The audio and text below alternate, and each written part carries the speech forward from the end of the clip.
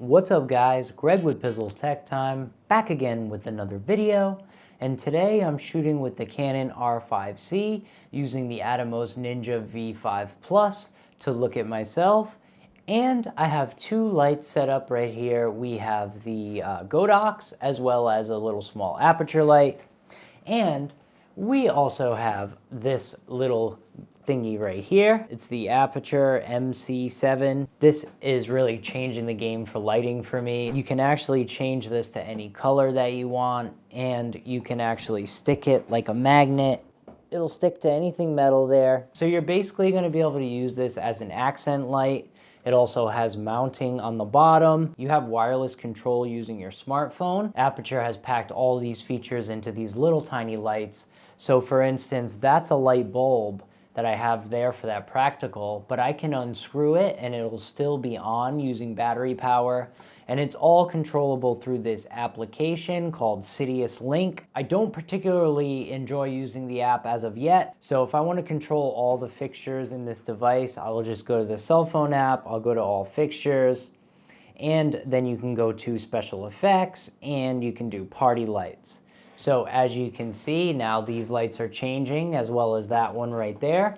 So basically all your Aputure lights are going to be changeable through this application called Sidious Link. As of right now, it has a lot of bugs. I don't particularly love using it. So usually I would have to worry about the lights in the background, Philip's hue blinking. I changed the shutter mode on the camera to clear scan. So let's say I'm shooting at 60 FPS, I'm gonna shoot at 120 Hertz, and then I bump it up just a tiny bit and zoom in on the background, and hopefully I don't see any flicker. And as of right now, that's working really well. But it was really annoying me, and I really wanted to figure out how can I make this a little easier when I set up and record. The Aputure bulb is called the B7C, and this is called the MC7, I believe, or MCDC7932.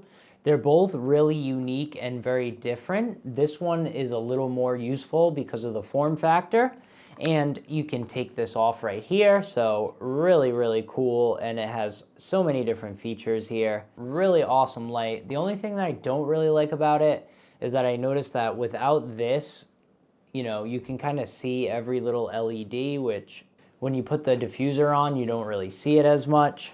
That's besides the point, guys. So I think in the future, I'm gonna set it up so that I have a couple more of those BC7s, maybe 2 or 3 of those, and an Aputure light strip. Now, the reason you would want to use Aputure over Philip's Hue is because these are designed for video production, and you're not going to get the annoying flickering that you get with Philip's Hue, which has really plagued me for years, and it can be as easy as changing some settings in your camera. But let's be honest, guys, sometimes we just forget. A lot of the times I'm rushing. I've got about a half hour to film or an hour to film. I've got to set up the camera, set up the lighting, and I honestly just forget to worry about the flickering of the lights. So in all honesty, if I had a chance to do it over again, I would buy all Aputure lights. That being said, I really don't like the application. It seems a little bit cumbersome to use, and I'll counter that by saying it is made for professionals, so you can set up like over 20 or 25 different lights on this one app or this one network, and you can control them all simultaneously. It really is an awesome app, and you can customize everything down to a T, but every time I open it up, it has to connect, and I really don't like that. As with Philip's Hue, it's pretty seamless, and you also have the ability to change with your voice with Philip's Hue, so you're losing that with Aputure. But if you're doing video production, especially slow motion shots, 60 FPS shots, sometimes if you shoot at 60, you can get rid of the flicker, or it's less noticeable, so I've done that in the past as well. But if you're shooting at 60 and then lower it to 24 FPS or 23.97 when you're in your NLE, you're gonna notice the flickering increases and gets worse. And there are ways to fix it in post, I know that. So I just wanted to show you a couple of these lights for Aputure and tell you that I'm switching some of my studio lights here. And if you're interested in purchasing them, I'll have them in the links down below, guys. My name's Greg. I do tech videos weekly in 4K, sometimes even 8K, to keep you guys entertained and well informed. And while I've been doing this for a very long time, my channel is relatively small, so any support that I get from you guys, I would greatly, greatly appreciate it. And you can say you got in at the ground level when we blow up to the big time, guys.